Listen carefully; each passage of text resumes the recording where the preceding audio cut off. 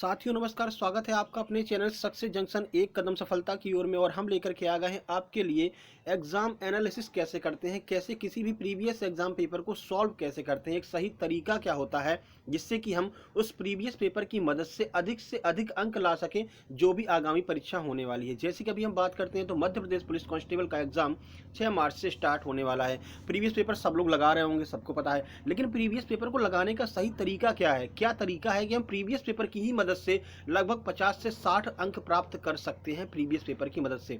उस तरीके को फॉलो कीजिए। मैंने 4 बार एमपी पुलिस का एग्जाम निकाला हुआ है, तो इसी पैटर्न को फॉलो करके मैंने हर बार कोशिश की है। अब देखिए होता क्या है कि आपको एंड टाइम पर जब तैयारी करनी होगी ना, जैसे कि अभी का जो समय है बहुत महत्वपूर्ण है। 1 महीने का समय बचा हुआ है और इस 1 महीने में क्या ट्रिक फॉलो करें कि हमारा एग्जाम क्वालिफाई हो जाए, तो वही ट्रिक वही तरीका मैं आपको बताने जा रहा हूं। तो चलिए चलते हैं बिना समय गवाए हुए पहले प्रश्न की ओर, कैसे एक एक प्रश्न को हम सॉल्व करेंगे। देखिए जैसे आपके सामने यह प्रश्न आ गया, तो अब इस प्रश्न का हिस्ट्री, ज्योग्राफी, भूगोल सब निकाल लेंगे अपन, ठीक है। इस प्रश्न के पीछे पड़ जाएंगे और एक एक चीजें जो इससे संबंधित हैं उनको क्लियर करेंगे। जैसे कि प्रश्न है, भारतीय सैन्य अकादमी आईएमए किस शहर में स्थित है? आंसर हमने दिखा इसका देहरादून, तो देहरादून में आईएमए स्थित है, ठीक है। अब देखिए सबसे पहला ऑप्शन की बात करते हैं तो पहला ऑप्शन क्या है? मुंबई।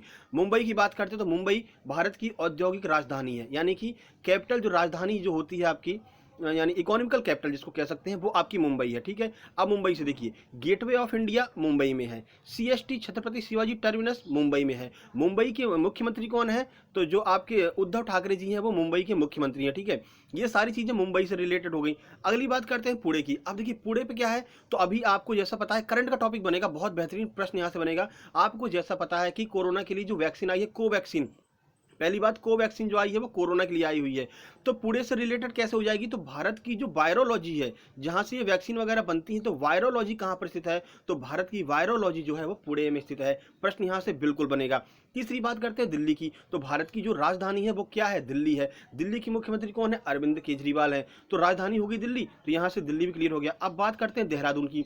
देहरादून कहां पर है? पहली बात, देहरादून उत्तराखंड में स्थित है। उत्तराखंड आ गया तो उत्तराखंड से रिलेटेड 3-4 चीजें जो है वो अभी न्यूज में बनी हुई, जैसे कि उत्तराखंड की जो ग्रीष्मकालीन राजधानी अभी बनाई गई है, क्या बनाई गई है? गैरसैंण जो है उत्तराखंड की ग्रीष्मकालीन राजधानी बनाई गई है, ठीक है। उसके बाद क्या करते हैं, तो सस्पेंशन ब्रिज जो है, आर पार पारदर्शी सस्पेंशन ब्रिज, यानी कि आपको आर पार दिखाई देगा, वो कहां पर है? तो उत्तराखंड में ही है।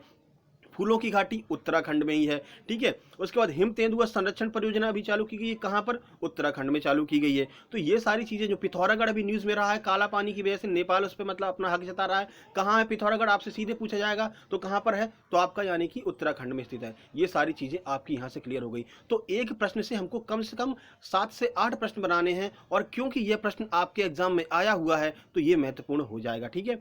तो ऐसे हर एक प्रश्न को हम पूरा पोस्टमार्टम करने वाले हैं आपके सामने। तो आइए चलते हैं सीधे प्रश्न नंबर 2 की ओर।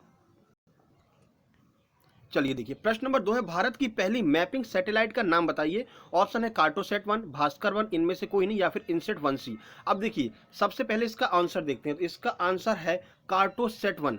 कार्टोसैट 1 जो है वो भारत की पहली मैपिंग मिसाइल है, ठीक है, ठीक है। और इसमें क्या हुआ था, तो कार्टोसैट में 2.5 mm का जो है कैमरा लगाया गया था, जो छोटे से छोटे अगर कार भी कहीं जा रही है ना, तो उसको भी एकदम जूम करके पता कर लेता था कि भाई ये कार कहाँ जा रही है, कार का नंबर तक पता कर लेता था। तो कार्टोसैट भारत की पहली मैपिंग सैटेलाइट है। भास्कर 1 की बात करते हैं तो भाई इसरो के द्वारा सुदूर संवेदी उपग्रह पहला छोड़ा गया था। कौन सा? भास्कर 1 जो है सुदूर संवेदी उपग्रह है, आपसे पूछा जाएगा। उसके बाद इनसेट की बात कर लेते हैं, इनसेट 1C। तो इनसेट 1C जो है वो संचार उपग्रह है, 1982 में छोड़ा गया था। तो ये सारी चीजें आपकी यहां से क्लियर हो गई। कोई भी प्रश्न कहीं से भी आ जाए आपका बिल्कुल बनेगा। देखिए हमें एक बात आपको हम बता दें, ज्यादातर प्रश्न आपको यही रिपीट होकर के मिलते हैं, लेकिन जब प्रश्न नए जो बनाए जाते हैं वो भी इनमें से ही बनाए जाएंगे। देखो व्यापम वाले हैं बड़े आलसी, उनके पास इतना समय नहीं कि नए नए प्रश्न ढूंढ करके लाएं, इन्हीं में से प्रश्न को वो मतलब बनाएंगे, ठीक है। चलिए प्रश्न नंबर 3 की ओर चलते हैं। तो यह है आपका रीजनिंग का प्रश्न, बड़ा आसान सा प्रश्न। देखिए GATE को HBUF लिखा जाता है, तो इसको कैसे लिखेंगे? तो यहाँ पर आपको बिल्कुल समझ में आ रहा होगा, G को H लिख दिया, A को B लिख दिया, यानी उसके अगले वाला टर्म लिख दिया, बड़ी आसानी सॉल्व कर सकते हैं। देखिए मैथ रीजनिंग के लिए आप बिल्कुल परेशान मत होइए, मैं एक अलग से क्लास लेकर के आऊंगा और मैथ रीजनिंग की बेहतरीन से बेहतरीन ट्रिक दूंगा, यानी कि आप चुटकियों में मात्र 5 सेकंड के अंदर बड़ा से बड़ा मतलब सवाल जो है वो सॉल्व कर सकते हैं, ठीक है। छोटे सवाल 2-3 सेकंड में आप निपटा देंगे। चलिए अगले प्रश्न की ओर चलते हैं। तो देखिए अगला प्रश्न आपके सामने आएगा, निम्नलिखित भारतीय संगीतकारों में से किसे भारत रत्न प्राप्त नहीं हुआ है? सबसे पहले रविशंकर, लता मंगेशकर, भीमसेन जोशी और मोहम्मद रफ़ी। तो ये तो आपको पता है मोहम्मद रफ़ी साहब को जो है भारत रत्न पुरस्कार नहीं मिला है, बाकी सबको भारत रत्न पुरस्कार मिला है। अब यहाँ से प्रश्न क्या क्रिएट करेंगे नया जब बनाएंगे, तो ये प्रश्न नहीं आएगा। अब क्या बनाएंगे इसमें से प्रश्न ये बनाएंगे कि रविशंकर किससे संबंधित है, यानी रविशंकर क्या बजाते थे। तो भाई रविशंकर जो है ना वो सितार वादन करते थे, ठीक है। भीमसेन जोशी पूछे क्या करते हैं, तो भीमसेन जोशी जो है भाई साहब गाना गाते हैं, गायक है। लता मंगेशकर के बारे में भाई क्या ही कहना, लता मंगेशकर तो बहुत सुरीली आवाज वाली गायिका है और इंदौर से रिलेटेड, इंदौर में जन्म हुआ था, तो ये बिल्कुल प्रश्न परीक्षाओं में बन सकता है। बाकी मोहम्मद रफ़ी के बारे में आपको बता ही दिया गया है, ठीक है। मोहम्मद रफ़ी भी एक गायक है, यहाँ से ये प्रश्न क्लियर हो सकते हैं, ठीक है। चलिए प्रश्न नंबर 5 की ओर चलते हैं। चलिए प्रश्न 5 आपके सामने आ गया, पचमढ़ी किस जिले में स्थित है? शाहपुरा, होशंगाबाद, भोजपुर, अनूपपुर। आंसर बिल्कुल आपके सामने होशंगाबाद में, लगभग सभी को पता रहता है पचमढ़ी जो है होशंगाबाद में है। और पचमढ़ी के ऊपर ही धूपगढ़ की चोटी है जो मध्य प्रदेश की सबसे ऊंची चोटी है, 1350 मीटर। अब देखिए इसके ऑप्शन की ओर चलते हैं। शाहपुरा, भाई शाहपुरा जो है ना वो एक झील है, कहाँ पर है? भोपाल में है, बेहतरीन झील है भोपाल में। उसके बाद बात कर लेते हैं होशंगाबाद की। तो होशंगाबाद के बारे में आपको क्या ही कहना है, होशंगाबाद के बारे में पचमढ़ी आपका पूरा सतपुड़ा मैकल श्रेणी जो है होशंगाबाद में है, नर्मदा नदी बहती है, सारी जानकारी हम आपको पहले ही दे चुके हैं, ठीक है। भोजपुर की बात कर लेते हैं, तो भोजपुर से क्या प्रश्न बनेगा, तो मेरे भाई जो भोजपुर है ना वो मध्य प्रदेश का जो आपका सोमनाथ, हाँ मध्य प्रदेश का जो सोमनाथ है ना, भोजपुर को कहा जाता है मध्य प्रदेश का सोमनाथ, ठीक है। बाबा शिव की जो मूर्ति आपको भोजपुर में देखने को मिल जाएगी। यहीं पर चौथा ऑप्शन आ जाता है अनूपपुर। तो भाई अनूपपुर जो है ना वहाँ पर अमरकंटक स्थित है। सीधे अनूपपुर जैसे ही दिमाग में आए सीधे अमरकंटक पे पहुंचिए। अब अमरकंटक से रिलेटेड जितने भी प्रश्न हैं सबको सॉल्व कर लीजिए। भाई अमरकंटक से नर्मदा निकलती है, सोन निकलती है। नर्मदा की बात कर लेते हैं तो 13-12 किलोमीटर नर्मदा की लंबाई है। भाई जो नर्मदा है ना वो एस्चुरी बनाती है, ठीक है। ये भी प्रश्न आपका बिल्कुल क्लियर होगा। और नर्मदा और ताप्ती समांतर बहती है, ये भी क्लियर होगा। सोन नदी बिल्कुल चली जाती है, जाकर के गंगा में मिल जाती है, फिर आगे जाकर के वो बंगाल की खाड़ी में गिर जाती है, ठीक है। मतलब आपका यहाँ से अनूपपुर से क्लियर ये सारी चीजें हो गई, ठीक है। चलिए प्रश्न नंबर 6 की ओर चलते हैं। याद रखिएगा अनूपपुर के अंदर ही जो आपका अमरकंटक वो स्थित है। यहाँ से ये महत्वपूर्ण नदियां निकलती हैं, सोन, जोहिला, नर्मदा, 3 नदियों का उद्गम अमरकंटक से होता है। चलिए प्रश्न नंबर 6 की ओर चलते हैं। तो देखिए प्रश्न नंबर 6, पेंच हाइड्रोलिक परियोजना किन 2 देशों की, नहीं भाई यहाँ पर देखो मतलब व्यापम वाले भी गलती कर देते हैं। अब देश यहाँ पर कहाँ दिख रहे हैं, तो किन 2 राज्यों की संयुक्त परियोजना है? इसका आंसर हो जाएगा आपका मध्य प्रदेश और महाराष्ट्र की संयुक्त परियोजना है। कौन सी? पेंच हाइड्रोलिक परियोजना। अब देखिए पेंच की बात कर लेते हैं, तो पेंच हाइड्रोलिक परियोजना पेंच नदी पर बनी है। पहला प्रश्न यहाँ से क्लियर होता है। अब आ जाएगा आपके पास कि पेंच नदी क्या है, तो भाई पेंच नदी जो है ना वो छिंदवाड़ा से निकलती है, पहला प्रश्न ये क्लियर होगा। और कान्हन जो नदी है ना उसकी जो ट्रिब्यूटरी नदी है वो आपकी पेंच नदी है, ठीक है। और पेंच नेशनल, अब जब पेंच नदी आ गई है तो भाई पेंच नेशनल पार्क भी आ जाएगा। तो पेंच नेशनल पार्क कहाँ पर है, तो सिवनी में स्थित है पेंच नेशनल पार्क। और ये जो पेंच नदी है ना वो पेंच नेशनल पार्क से होकर के गुजरती है। अब आपका काम क्या बनता है, आपका काम बनेगा कि मध्य प्रदेश और राजस्थान के बीच कौन सी परियोजना है, मध्य प्रदेश उत्तर प्रदेश के बीच कौन सी परियोजना है। जो बेतवा नदी है ये भी आपकी यहाँ से रिलेटेड मध्य प्रदेश और महाराष्ट्र की तो ये हो ही गई। मध्य प्रदेश और छत्तीसगढ़ की कौन सी परियोजना है ये आप लिख लेंगे, क्योंकि हो सकता है इनमें से प्रश्न आपकी परीक्षाओं में बिल्कुल छपेगा, ठीक है। चलिए प्रश्न नंबर 7 की बात करते हैं। अब देखिए प्रश्न नंबर 7 आपके सामने आ रहा है, उमरिया में स्थित अभ्यारण्य कौन सा, ये आपसे पूछा जा रहा है। ऑप्शन है बांधवगढ़, सोन, घाटीगांव, कान्हा। इसका आंसर है बांधवगढ़। बांधवगढ़ राष्ट्रीय उद्यान कहाँ पर है, तो उमरिया जिले में स्थित है। अब देखिए हम बात कर लेते हैं कान्हा की, तो कान्हा राष्ट्रीय उद्यान कहाँ पर है, तो मंडला और बालाघाट में फैला हुआ है कान्हा राष्ट्रीय उद्यान। अब जब कान्हा आ गया तो कान्हा से रिलेटेड एक फैक्ट आएगा, भूर सिंह द बारासिंगा किसका यहाँ पर जो है अपना मैस्कॉट है, तो कान्हा राष्ट्रीय उद्यान का मैस्कॉट भूर सिंह द बारासिंगा है। सबसे ज्यादा बाघ कहाँ पर पाए जाते हैं, कान्हा में पाए जाते हैं। अब देखिए कंफ्यूज करने वाला प्रश्न आपको, सोन तो नदी है इसको छोड़िए, घाटीगांव परियोजना, घाटीगांव जो वो कहाँ पर है, तो घाटीगांव आपका ग्वालियर में है। घाटीगांव अभ्यारण्य ग्वालियर जिले के अंतर्गत आता है। उसके बाद कान्हा के बारे में हमने आपको बता दिया, ठीक है। बांधवगढ़ 32 पहाड़ियों से घिरा हुआ है। अब बांधवगढ़ का एक और फैक्ट है कि जो बाघों का घनत्व है सबसे ज्यादा वो बांधवगढ़ राष्ट्रीय उद्यान में बाघों का घनत्व है, और बाघों की संख्या सबसे ज्यादा कान्हा में है, ठीक है। तो याद रखिएगा कि क्या पूछ रहे हैं, ये बात पहले याद रखिएगा। और बांधवगढ़ का निर्माण 1968 में करवाया गया था जनसंख्या की गणना से, यानी कि बाघों की जनसंख्या सबसे ज्यादा बांधवगढ़ में है। और चरण गंगा नदी भाई साहब बांधवगढ़ से होकर के गुजरती है, याद रखिएगा। मोहन नामक सफेद बाघ पहली बार कहाँ पाया गया था, तो बांधवगढ़ राष्ट्रीय उद्यान में 1951 में राजा मार्तंड सिंह जो रीवा के महाराज थे उन्होंने इसको पकड़ा था। और मोहन के बारे में तो क्या ही कहना, सारी चीजें हम आपको मोहन के बारे में बता चुके हैं कि विश्व के सारे सफेद शेरों का जो पापा है ना, सफेद बाघों का पापा, वो आपका भाई मोहन है। सबसे पहला सफेद बाघ जो है मोहन पाया गया था 1951 में बांधवगढ़ राष्ट्रीय उद्यान में, ठीक है। चलिए अगले प्रश्न की ओर चलते हैं। तो एक प्रश्न से कितने प्रश्न आप बना सकते हैं, एक ऑप्शन से कितने ऑप्शन आप बना सकते हैं, यही आपकी सफलता निर्भर करेगा। ठीक है, 10 प्रश्न हम आपको कराने वाले हैं। आपका अगर सपोर्ट रहता है तो हम आगे भी आपके लिए यह सीरीज लेकर के आते रहेंगे। कमेंट बॉक्स में कमेंट करके बताइएगा कि आपको यह सीरीज पसंद आ रही है कि नहीं आ रही है। ठीक है, अगर पसंद आ रही है, कमेंट आपके अच्छे आते हैं, तो कल हम पूरा आपको एक बेहतरीन सा वीडियो लेकर के आने वाले हैं। इससे संबंधित ऐसे ही पूरा फैक्ट हम आपको क्लियर करा देंगे। प्रश्न नंबर 8 देखिए, अशोक स्तंभ जिसका शेर भारत सरकार द्वारा राष्ट्रीय प्रतीक के रूप में अपनाया गया है, कहां पर स्थित है? तो सबसे पहले इसका ऑप्शन देख लेते हैं। सबसे पहला ऑप्शन है सारनाथ, ऑप्शन बी है गया, ऑप्शन सी है पुरी और ऑप्शन डी है वाराणसी। इसका आंसर सबको पता है भाई, सारनाथ में स्थित है।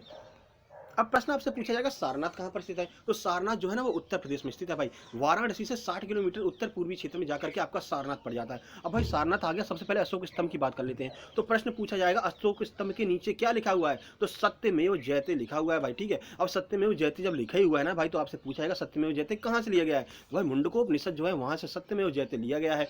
अब देखिए यहाँ पर बात कर लेते हैं सारनाथ की। तो सारनाथ से रिलेटेड एक फैक्ट और क्या आएगा आपके सामने कि महात्मा बुद्ध ने जो अपना पहला प्रवचन दिया था वो सारनाथ में ही दिया था। और इस प्रवचन को क्या कहते हैं? तो धर्म चक्र प्रवर्तन कहते हैं। सारनाथ में ही महात्मा बुद्ध के द्वारा अपना पहला प्रवचन दिया गया था। ठीक है, वाराणसी की बात कर लेते हैं। तो करंट का टॉपिक आएगा वाराणसी से। अभी हाल ही में जो नई लिस्ट निकली है, तो गंगा के किनारे जितने भी शहर हैं उनमें सबसे स्वच्छ शहर कौन सा है? तो वाराणसी जो है सबसे स्वच्छ शहर है गंगा के किनारे स्थित शहरों में। गंगा किनारे कैसे? इलाहाबाद है आपका, कानपुर है, वाराणसी, इतनी सारी मतलब ये सारी चीजें जो गंगा के किनारे हैं, सबसे स्वच्छ शहर आपका वाराणसी है। गया की बात करते हैं तो जो अपने बुजुर्ग लोग जो मतलब कि खत्म हो जाते हैं तो उनका ऐसे पुण्यतिथि वगैरह कुछ ऐसा होता है जो गया बिहार में जाकर होता है। आप याद रखिए गया कहाँ पर है? बिहार में स्थित है। वहीं पर बात करते हैं पुरी, तो भाई पुरी जो है जगन्नाथपुरी उड़ीसा में स्थित है। यहाँ पर रथ यात्रा बहुत फेमस है। जगन्नाथ जी की रथ यात्रा कहाँ पर निकलती है? तो याद रखिएगा पुरी यानी उड़ीसा में निकलती है जगन्नाथ जी की रथ यात्रा। चलिए प्रश्न नंबर 9 की ओर चलते हैं। ये लो भाई, प्रश्न नंबर 9 आ गया, भोपाल में पैदा हुए भारत के 9वें राष्ट्रपति का नाम क्या है? तो ये आपको बिल्कुल क्लियर करना होगा कि भोपाल में पैदा हुए 9वें राष्ट्रपति कौन है। तो शंकर दयाल शर्मा जो है ना वो भोपाल में पैदा हुए 9वें राष्ट्रपति हैं। ठीक है, अब देखिए, अब जब ये चीजें आपने क्लियर कर ली कि शंकर दयाल शर्मा भोपाल में पैदा हुए 9वें राष्ट्रपति हैं, तो बाकी ऑप्शन भी तो है। बाकी ऑप्शन है, पहला ऑप्शन है फखरुद्दीन अली अहमद। तो भाई फखरुद्दीन अली अहमद भारत के 5वें राष्ट्रपति थे, याद रखिएगा। चलिए कोई बात नहीं, अगले चलते हैं प्रतिभा देवी सिंह पाटिल। तो यहाँ से क्या प्रश्न बनेगा? तो भारत की पहली महिला राष्ट्रपति कौन थी? तो प्रतिभा देवी सिंह पाटिल भारत की पहली महिला राष्ट्रपति थी। जब राष्ट्रपति आ गया तो लगे हाथ अपन प्रधानमंत्री की बात कर लेते हैं। तो भारत की पहली जो महिला प्रधानमंत्री वो कौन थी? तो इंदिरा गांधी पहली महिला प्रधानमंत्री थी। अब अगर भारत की बात कर ही ली है तो भाई एमपी को क्यों छोड़ते हो? तो एमपी की भी बात कर लेते हैं। तो मध्य प्रदेश की पहली महिला मुख्यमंत्री कौन थी? उमा भारती थी। ये 3 प्रश्न आपके यहाँ से क्लियर हो गए। चलिए चलते हैं शंकर दयाल शर्मा। शंकर दयाल शर्मा के बारे में हमने आपको बता दिया। कैलाशनाथ काटजू की बात कर लेते हैं। तो भाई कैलाशनाथ काटजू जो है ना वो मध्य प्रदेश के 3रे मुख्यमंत्री थे। अब बात कर लेते हैं कैलाशनाथ काटजू के बारे में। प्रश्न यहाँ से ये पूछा जाता है कि मुख्यमंत्री बनने से पहले किस पद पर ये कार्यरत थे? तो भाई ये बंगाल और उड़ीसा के राज्यपाल रह चुके थे मुख्यमंत्री बनने के पहले। मतलब मध्य प्रदेश के मुख्यमंत्री बनने से पहले ये जो आपके कैलाशनाथ काटजू जी हैं ये आपके कहाँ पर? तो बंगाल और उड़ीसा के कौन थे? राज्यपाल रह चुके थे। ठीक है, तो ये प्रश्न आपका यहाँ से क्लियर हुआ। चलिए प्रश्न नंबर 10 की ओर चलते हैं।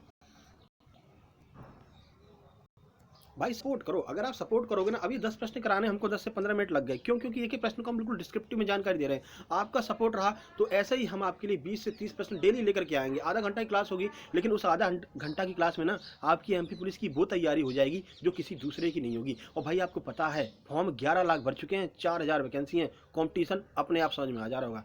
देखिए प्रश्न यहाँ से बन रहा है कि हॉकी इंडिया का अध्यक्ष कौन है? उस समय 2017 में हॉकी इंडिया का अध्यक्ष कौन था? तो मरियप्पा कोसी थी। अब ये बन गया करंट का प्रश्न, उस समय तो थे। अब ये क्या ये प्रश्न आपके अभी नहीं आ सकता है? प्रश्न में बिल्कुल आएगा आपके पेपर में कि हॉकी इंडिया का वर्तमान अध्यक्ष कौन है। तो भाई हॉकी इंडिया के जो वर्तमान अध्यक्ष हैं वो ज्ञानेंद्रो निंगोबाम जो है वो हॉकी इंडिया के वर्तमान अध्यक्ष हैं। ठीक है, तो उस समय के प्रश्न को हम यहाँ के करंट के प्रश्न से भी क्लियर करते हुए चलेंगे, कनेक्ट करके चलेंगे, तभी आपका एक सरल और सुगम मार्ग बनेगा आपका एग्जाम को क्लियर करने का। तो ये 10 प्रश्न हम लेकर के आए। एक आप मान लीजिए डेमो क्लास थी। अगर आपका सपोर्ट रहता है, अगर आप इस वीडियो को लाइक करते हैं, दोस्तों के पास शेयर करते हैं, चैनल को सब्सक्राइब करते हैं, तो कल हम आपके लिए 20 से 30 प्रश्न बेहतरीन प्रश्न इसी तरह से लेकर के आने वाले हैं कि हर एक प्रश्न को हम करंट से जोड़ेंगे और एक एक प्रश्न की पोस्टमार्टम करेंगे। तो जल्दी मिलते हैं एक नई वीडियो में, तब तक के लिए धन्यवाद, नमस्कार। शेयर जरूर कर दीजिएगा, चैनल को सब्सक्राइब कर लीजिएगा एमपी पुलिस की बेहतरीन से बेहतरीन तैयारी के लिए।